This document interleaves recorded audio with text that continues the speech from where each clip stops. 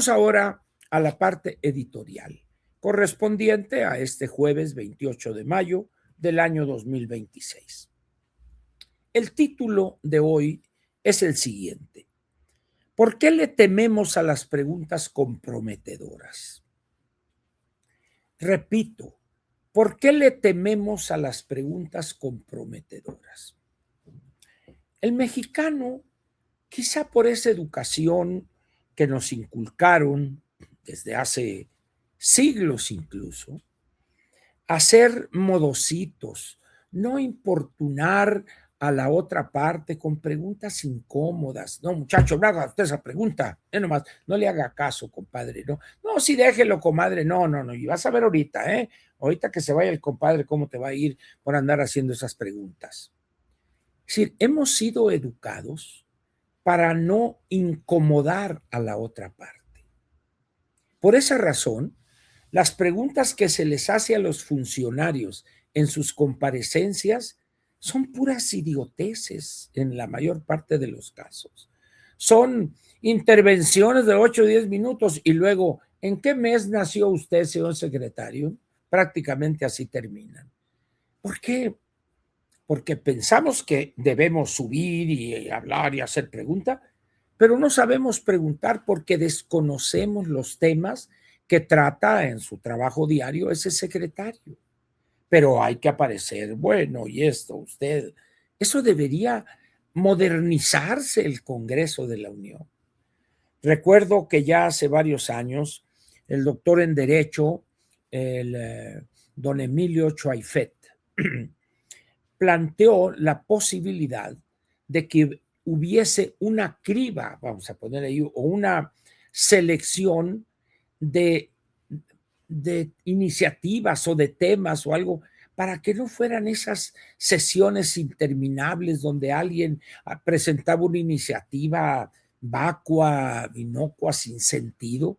Pusieron el grito en el cielo. Cuando ustedes asisten a una sesión completa, y ven, escuchan las iniciativas que presentan algunos legisladores, dice uno, Dios mío, ¿y esto qué es? Es el Congreso de la Unión Mexicana. Así es. Entonces, ¿qué es lo que sucede? Miren, la Constitución de 1917, la que muchos alaban como la primera constitución producto de la primera revolución social del siglo XX, es un conjunto de páginas y páginas y páginas de paja. Algunos de estos párrafos son verdaderos obstáculos al desarrollo, a la elevación de la productividad. Recuerdo alguna vez en una sesión en el Senado de la República, el entonces senador don Juan José Rodríguez Prats dijo: esa cuestión es un papelucho, que no sirve para nada. Ya lo querían fusilar. Pero es cierto. ¿Ustedes piensan que una ley reglamentaria del artículo 123, la Ley Federal del Trabajo, que creo que tiene como 1,300, 1,400 artículos, es algo práctico en estos momentos? Nunca lo ha sido, pero más en estos momentos de una economía abierta. Es un documento ágil que permite mejorar los mercados laborales. No, pero nadie se ha atrevido a decir: señores, vamos a reescribir esto, vamos a tirar esta a la basura y vamos a redactar una ley federal del trabajo actualizada, con visión de futuro. No, lo llevan a colgar de los, ya sabe de dónde, ahí en el Zócalo. El artículo 27, es una vergüenza hoy ese artículo. Es una vergüenza así. Cuando tenemos países donde hay agricultores que compiten con los nuestros, si un agricultor tiene recursos para adquirir 1,000, 2,000, 5,000 hectáreas, no hay ningún problema. Pero aquí, usted como ciudadano mexicano no puede poseer más de 100 hectáreas de riego. ¿Y esto cómo? Bueno, pues es que en 1917 se plasmó eso. es que los latifundios, pero en 1917 tener en Morelos 3 hectáreas donde un canalito llegaba y regaba, pues ya era casi un latifundio. Pero luego cuando yo les pregunto a alguna gente, oye, le digo, ¿podrías decirme qué es un latifundio? No, bueno, un latifundio pues es un latifundio. Por eso estoy preguntando, dime. Es que en la Constitución te pediría que me dijeres en qué artículo, en qué fracción o en qué numeral viene la definición de latifundio. Lo único que hay, dice la Constitución, el artículo 27. En el territorio mexicano quedan prohibidos los latifundios. Perfecto, muy bien. No más que dime cuáles son los latifundios. Porque si yo no sé qué definición hay ahí del latifundio, pues entonces, ¿cómo voy a prohibir algo cuya definición no está plasmada de una manera clara, indubitable en la Constitución? Y luego sale por allá, bueno, es que definen la pequeña propiedad. A ver, no estoy preguntando cuáles son las modalidades de la pequeña propiedad. Estoy preguntando cuál es la definición del latifundio para poder combatirlos. No, bueno, es que esto, ¿por qué no aceptas que no sabes, primero, y segundo, que no aparece esa definición en el texto constitucional? Entonces dice uno, señores, es que ese señor tiene un rancho en Durango de 5,000 hectáreas, ¿sí? Y no sirve para nada 5,000 hectáreas, son puras piedras, puro táscate, mezquite, etcétera. ¿De qué sirve? Eso es un pésimo agostadero, ahí andan los animales flacos enseñando el costillar. Es decir, otra vez, pues, estamos usando documentos del antepasado, pues. Por eso, nadie quiere hacer las preguntas comprometedoras. Tomemos el artículo, el 27 y el 123. Que suba alguien ahí para proponer que se conforme una comisión, que se contrate a especialistas en materia constitucional para proponer al Congreso de la Unión 2 redacciones actualizadas, modernas, con visión de futuro del artículo 27 y del 123. En ese momento, oiga, ¿por qué? Porque se trata de esto, de mejorar y eso. ¿Por qué no nos atrevemos a hacer? Porque preferimos mejor que eso se quede ahí por los siglos de los siglos. Amén. Y así está con el artículo 3 en la educación, está con ya mencioné el 27, el 123. Así como tótem, son artículos totémicos esos. Pero nadie se atreve a decir, este artículo, el 27, estimula la productividad en el campo, estimula la atracción de capital y de tecnología avanzada, por el contrario, la impide. Miren, son cosas tan absurdas que vamos a suponer que ustedes son propietarios, como dicen, con un certificado de inafectabilidad. A ver, señores, ese es un absurdo. ¿Por qué debo de obtener yo un certificado de inafectabilidad si cumplo con los requisitos que marca la Constitución? Sí, pero es ese manejo demagógico, ¿verdad? Ahora, pues aunque tenga su certificado, ñacas, le afectan eso, resolución presidencial, y dotan a 200 ejidatarios un predio dedicado a la explotación ganadera de 5,000 hectáreas. Están repartiendo hambre. Así es. ¿Por qué? Porque un predio de ese tamaño, con un pésimo agostadero, pues a lo más 4 o 5 rancheros o vaqueros podrán tener un empleo ahí, pero 200, imposible. Sí, nos encanta eso, pero nadie se atreve de hacer las preguntas comprometedoras que exhibirían lo absurdo de un texto de hace 109 años producto de lecturas mal digeridas de algunos autores franceses fundamentalmente, de unos pseudo intelectuales de la época. La tierra es de quien la trabaja. No es cierto eso. No es cierto. No, es que en el régimen ejidal la tierra es de quien la trabaja. ¿Quién dice eso? No, está en la Constitución, no está en la ley. Pues es una soberana estupidez. Una persona que sea ejidatario, que le hayan dotado de 5 o 10 hectáreas, y él tiene otra actividad o quiere desarrollar otra actividad, ¿por qué lo obligan a que trabaje en ese pedacito, en esa zapeta de tierra? O sea, son absurdos que hay en nuestra legislación. Pero repito, nadie se atreve a cuestionar eso.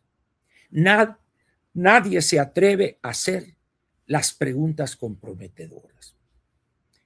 Podría seguir yo indefinidamente con estas preguntas. ¿Por qué es tan complicado en México abrir una empresa? Porque la burocracia vive de eso, de impedir la creación de fuentes de empleo permanente, que serían las empresas, a cambio de una corrupción. Aquí pongo su expediente arriba, nomás que, pues ayúdeme usted, jefe, yo lo voy a ayudar, pero pues no me daría por bien servido, por mal servido que usted me apoyara. Cuando ese burócrata tiene 25, 30 años ahí y no se quiere jubilar. ¿Por qué? Porque hay una estructura de salarios tan absurda que se va a jubilar con 7, 8 mil pesos y en mordidas está sacando 40 o 50 mil pesos al mes. Entonces, dice uno, pero ¿cómo es posible? No, es que en México todo es posible. Incluso a veces lo racional es posible. Pero nos regimos y tenemos una burocracia anquilosada, ignorante, que llegó ahí hace 30 años o 40 años en algunos casos. El país ha cambiado tremendamente en ese tiempo. Pero no, es que, pues, ¿cómo vamos a despedir al 40% de la burocracia? Pues, ¿cómo? Muy sencillo. A ver, señor, todos aquellos que tengan más de 25 años de servicio y aunque les falten 5 o 7, se los regalo. Aquí está lo que le toca a usted, el fondo que tiene ahorrado y aquí está su pensión. Y vámonos, el que sigue no les está quitando derecho alguno. Pero no, ¿cómo? Son votos. Por eso debemos atrevernos a hacer preguntas comprometedoras, preguntas que vayan al centro, a la llaga ahí que vayan. No, pero es que entonces es que el coordinador no me va a dejar hablar, pues que no te deje hablar. Tú grita y toma la palabra y exhibe lo absurdo que tenemos. Cuando ustedes, por razones profesionales, tienen que estar siendo testigos de las sesiones de ambas cámaras, yo por razones profesionales lo pasé ese suplicio en diputados y posteriormente en el Senado de la República. No encuentro yo un periodo de mi vida donde haya perdido el tiempo de manera tan miserable como esa. Es que no tienen idea ustedes de la clase de bestias peludas que son la mayor parte de nuestros legisladores. Es decir, señores, no puede ser esto. Estamos en el tercer decenio del siglo XXI, por favor. No importa eso. Mencionaba ayer y daba la bienvenida a este gremio de los que les interesa el envejecimiento demográfico, porque ya se incorporó Ciro Murayama, y me da gusto porque de estar escribiendo aquellas cosas, de que la democracia y eso, pues yo prefiero que se una a este pequeñísimo coro de los que nos interesa el tema demográfico. Pregúntenle ustedes a cualquier diputado o senador que conozcan, ¿qué piensan de los efectos de la caída de la tasa de fertilidad en México y estar hoy por debajo de la tasa de reposición? No sabe qué decir. ¿Por qué? Porque el tema fundamental para este país después de la violencia y de ese crimen, etcétera, es el problema del envejecimiento demográfico y sus consecuencias. Nadie le presta atención, nadie, excepto, les digo, un grupo sumamente reducido de loquitos. ¿Por qué? Porque nadie nos hace caso. Pero los efectos han crecido en sentido negativo. ¿Cómo le vamos a hacer cuando el censo del 30, 4 años, que se elabore, se levante el censo, vamos a encontrar que México tiene quizá unos 17, 18 personas mayores de 65 años, donde la morbilidad incluye enfermedades cardíacas, diabetes, enfermedades degenerativas, Parkinson, etcétera, enfermedades caras, vamos a decir, cánceres, etcétera. Y no hay dinero. Oiga, pero ¿cómo es posible? Señores, esto se viene formando desde hace 20 años. Es decir, para eso sirve el análisis de la situación y las proyecciones, tomando en cuenta lo que ha pasado en los últimos 10 o 20 años. Los diputados están ahí para ver qué está mal acomodado, para lograr contratos o privilegios, recomendar a los amigos, apoyar al gobernador de su estado, pero para que acá. Así es. Por eso les digo, buscar en esa clase política prospectos presidenciales. Por eso es una bendición del Todopoderoso la aparición de dos mujeres como la Alessandra y la Maru. Ojalá surgieran varones también o más mujeres con cojones, con decisión y con cariño para este país. Pero repito, hay que hacer las preguntas incómodas. ¿Cómo puede existir un partido político que tenga a un loquito como el Fosfo, que está operando a la luz de todos, violando hasta la ley de la gravedad, para ser el dueño de Movimiento Ciudadano y lograr la candidatura de ese partido? ¿Que no hay alguien digno ahí que le ponga un hasta aquí en Movimiento Ciudadano? Es problema de ellos. ¿Que no había una persona más calificada que Jorge Romero? Pero me dicen, no, es que Ángel, él operó, estoy de acuerdo. La gente me dirá, bueno, ¿y que no había alguien mejor que Alito? Órale, ¿dónde está? Sí, ¿dónde está? Qué bueno habría sido, pero ¿dónde está? Por una razón muy sencilla. En este país, la clase política es de dar pena, no de dar orgullo. Ese es un gravísimo problema que vamos a enfrentar para el 2030. Así de sencillo. Y cuando llegue el momento de designar a 17 candidatos en igual número de entidades de los 10 partidos, estamos hablando de 6 con registro, más los nuevos, suponiendo que los autorizaren a los otros 4, van a batallar. Van a batallar para encontrar esos, son 10 partidos por 170 personas capaces de gobernar este o aquella entidad de la República. Y eso es resultado de lo que hemos hecho en los últimos decenios. Hemos idiotizado, embrutecido a la sociedad mexicana, buena parte de ella. Vean ustedes la propaganda que hay hoy en relación con el campeonato de fútbol. ¿Y cuál es la realidad? No terminaron las obras, es un desastre, etcétera, etcétera. Ah, pero los anuncios. Sí, señores, ¿por qué no hay alguien que se pregunte por qué empezamos tan tarde a enfrentar esos problemas? Si esa autorización o esa sede nos la concedieron hace 8 años. Así de simple, pues.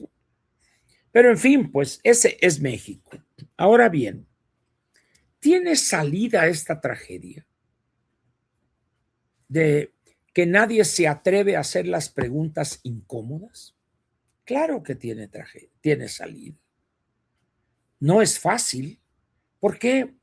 Porque la gente no se atreve a arriesgar lo mínimo y hacer las preguntas difíciles, comprometedoras. El mexicano ha sido educado para ser agachón, para ser cobarde, para ser cómplice. Por eso cuando alguien pone la nota discordante, no hombre, ese verdugo está loco. No hombre, hace cada pregunta que cuidado, no, ni te metas, ni lo saludes, vente para acá. Es decir, el mexicano ha sido educado para aceptar sumisamente y también diría cobardemente la podredumbre, la mierda, el desorden, la corrupción, la ignorancia, la incapacidad. ¿Por qué los opinantes, los acá, los analistas, eso, por qué no se preguntan cómo es posible que una persona tan limitada, tan ignorante, tan incapaz como la anticientífica llegó a presidente de la República? ¿Cómo? Nadie se pregunta eso. Bueno, sí, pero es que, bueno, pues las condiciones, es que ella, pues como es científica, ¿te atreves a preguntar eso públicamente, sí o no? Bueno, sí o no. No, pues no me atrevo porque pues perdería la clase, el tiempo completo que tengo en tal escuela, en la UNAM. Ah, bueno, entonces eres sacatón, no quieres perder ese privilegio que tienes o ese estatus. No entiendo. ¿Cómo es posible que Slim salga en su conferencia anual a decir que están equivocadas las calificadoras, porque en México sí hay inversión y porque vamos a crecer y esto? Dice uno, a ver, ingeniero, usted está entre los primeros 10 hombres más ricos del mundo, ¿verdad? Ahí estamos, está Elon Musk, está el otro, está Slim, estoy yo, estamos ahí varios, los primeros 10. El señor podría decirle lo que quisiere y no le tocarían un pelo, pero no se atreve. ¿Por qué? Porque en ese momento perdería ciertos privilegios, contratos, etcétera. De repente aparece y dice, el gran problema de México es petróleos mexicanos y la caída de su, dice, producción.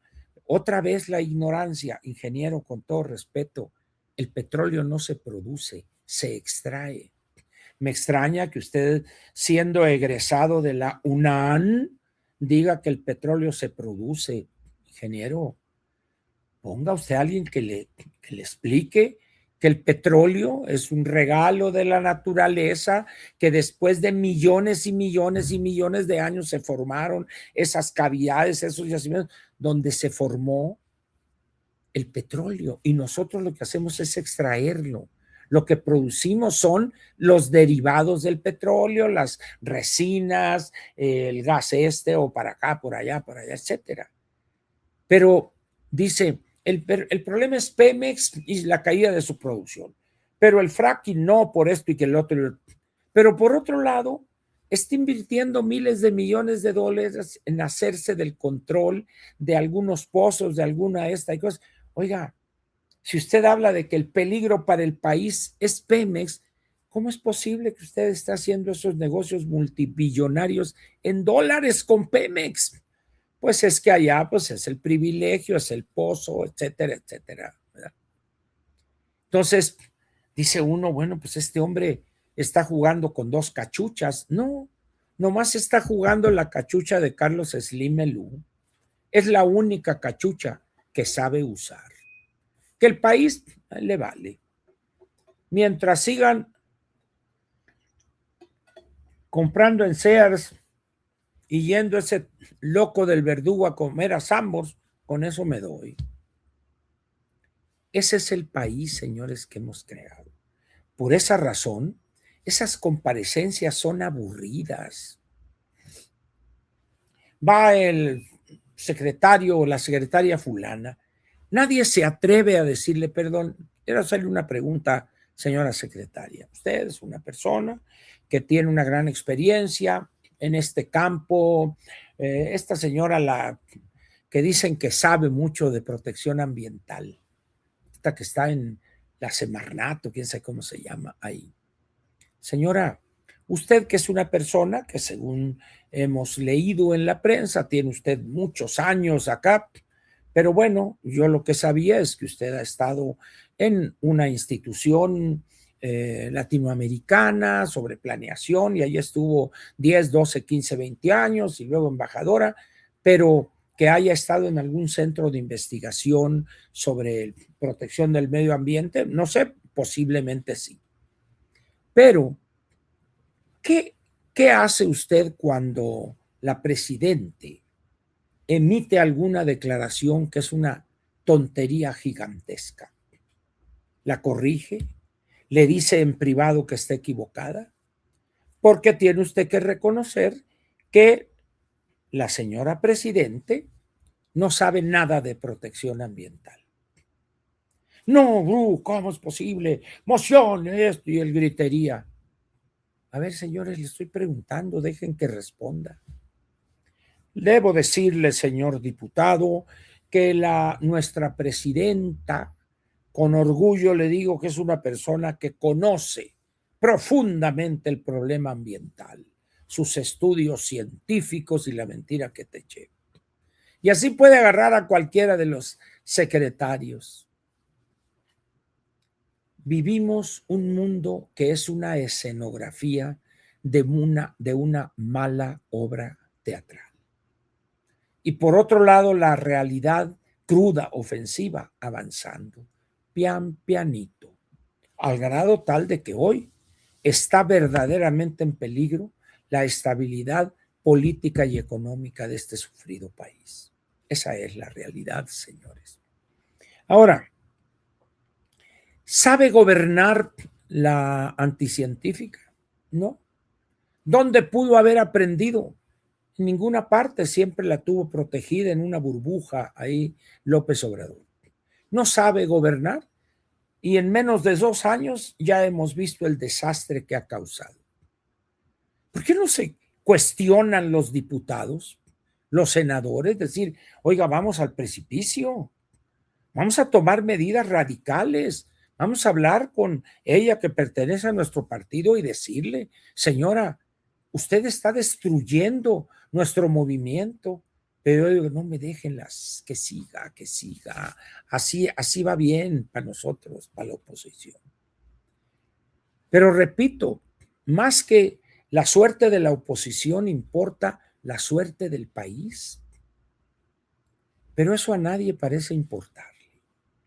Y una expresión de eso es que jamás nos atrevemos a plantearnos las preguntas comprometedoras. Jamás. Esta es una cosa importante y traten ustedes de hacer este simple experimento. Cuando tengan una reunión o en el dominó o en esto o en la casa que invitan a los compadres, los amigos, los familiares, etcétera, lancen 1 o 2 preguntas comprometedoras. Oiga, compadre, estaba leyendo una nota, no recuerdo ahí en el Financiero, creo que de este señor de apellido italiano, ¿cómo se llama? Chafino, no, ese era otro ya de la pelea antepasada. Schettino, sí, señor, ese. Y hace una serie de afirmaciones donde prácticamente nos está diciendo que esto está quebrado, que las finanzas públicas. ¿Qué piensa usted, compadre, que trabaja en la Secretaría de Hacienda y tiene ahí un buen puesto? ¿Qué piensa usted de eso, de lo que dice Schettino? ¿Es cierto lo que dice? Díganos aquí. Ay, compadre, me hace usted una pregunta. Bueno, pues usted ilústrenos. ¿Usted qué sabe? ¿Usted que lo tienen ahí en Hacienda? Bueno, miren, la realidad es que, a ver, compadre, ¿nos va a decir la neta o nos quiere ver la cara de tontejos? Bueno, es que mi compromiso, no, saca todo tu compadre, no sirve para nada. y se va a encontrar que prácticamente nadie de los contertulios está dispuesto a decir lo que piensa de este gobierno de Pedorrillo. Y aquellos que hacen preguntas incómodas son segregados. Ya llegó este que hace cada pregunta, qué bárbaro. Entonces cuando, oye Ángel, no hombre, por favor, mejor cállate. Sí, vamos a echarnos una partida de dominó, pero no hagas esas preguntas. ¿Por qué? Pues porque corres a los invitados. Ah, chingado, si es tu casa, ¿cómo va a andar corriendo a gente en una casa ajena? Nadie quiere hacer preguntas incómodas. Preferimos, como dicen, llevar la fiesta en paz. No, señores, eso no es llevar la fiesta en paz. Eso es impulsar a este país que va al precipicio para que caiga más pronto. Esa es la realidad. Un país de agachones, de cobardes, jamás ha llegado a buen puerto. Jamás. No hay un solo caso en la historia de la humanidad donde un país plagado de cobardes y sacatones haya tenido éxito. No existe. No hay. Bueno, entonces, ¿por qué no entendemos eso? Y decimos, oye, hay que aventarnos, hay que hacer esto. Señores, hace muchos años, cuando todavía vivía Lombardo Toledano, él tenía una frase que decía, en relación con la vida de su partido, el PPS, decía, por desgracia, estamos condenados a la victoria, refiriéndose que su partido se basaba en el marxismo, en el materialismo histórico, dialéctico, etcétera, que estaban condenados a la victoria, hicieran las tontejadas que hicieran. Perfecto, muy bien. Hoy, ante la situación crítica que enfrenta nuestro país, en lo político, en lo económico, no se diga en lo social, lo educativo, infraestructura, etcétera, ¿por qué no nos preguntamos, ¿tiene hoy viabilidad nuestro país? Cuando tenemos una deuda que nos está comiendo, y van a ver ustedes en el paquete económico el 8 de septiembre, a más tardar, lo que va a solicitar de endeudamiento este gobierno para el año 27, año electoral. Lo va a ver usted. Es decir, señores, estamos prácticamente en la bancarrota como país. Vean ustedes la infraestructura en esta ciudad. Si salieran ustedes a carretera, vean cómo está la situación. En ese sentido, pues, ¿por qué no hacemos las preguntas correctas, las preguntas provocadoras, para ver si así empezamos a discutir la cruda realidad de este país? Porque si no, nos vamos a seguir engañando, pretendidamente engañándonos. ¿Por qué? Porque la gente se da cuenta de la realidad, pero la hemos enseñado a no importunar con preguntas incómodas. Y la verdad es que son las preguntas incómodas las que hacen avanzar las sociedades. Las preguntas acá para acomodarse, no, al contrario, esas detienen el crecimiento, impiden la modernización. México hoy está exhibiendo una debilidad estructural en todos los órdenes, que se fue construyendo cuando menos desde hace 50 o 60 años.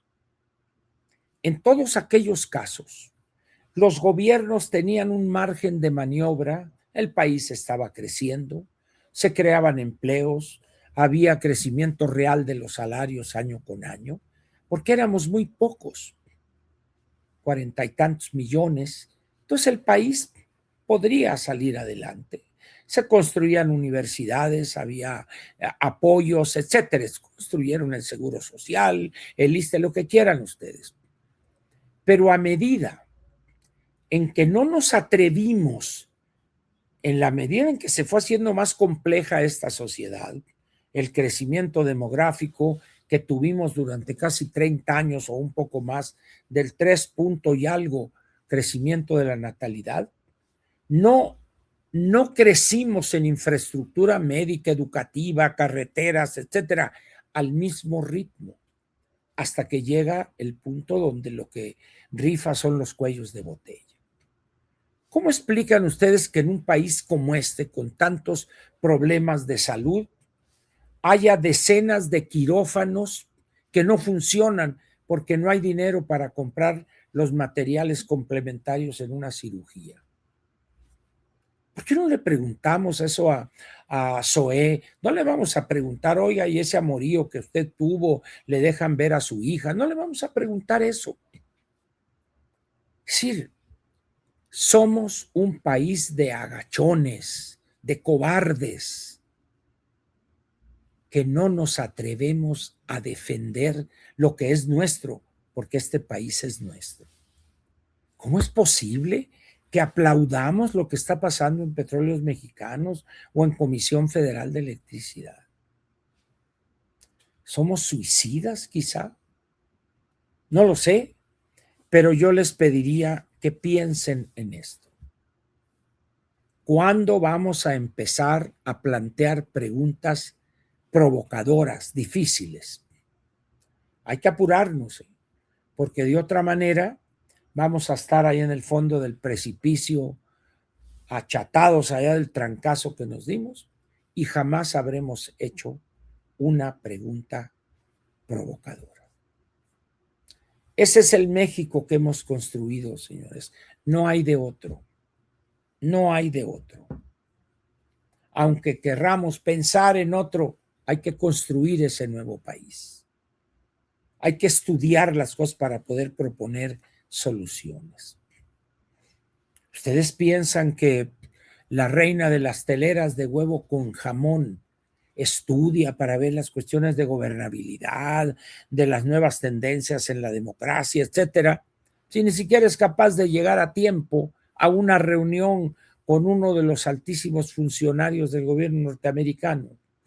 Imagínense si va a ser capaz de estudiar o de tener asesores truchas que le digan las cosas, ¿no? ¿Imagina usted a Mario Delgado teniendo asesores en educación, no sé, Manuel Gilantón, Carlos Ornelas, Gilberto Guevara? No.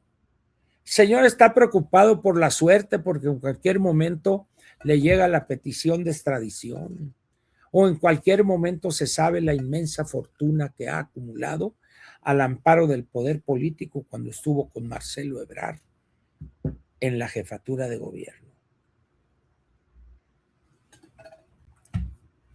¿Ustedes piensan que el sistema de salud sin dinero y con un señor, con todo respeto, que parece que tiene 114 años, va a poder sacudir ese señor que apenas puede caminar por su edad, por su fragilidad? En fin, señores, como diría la afinada Cristina Pacheco, aquí nos tocó sobrevivir. Piensen en esto que les he planteado.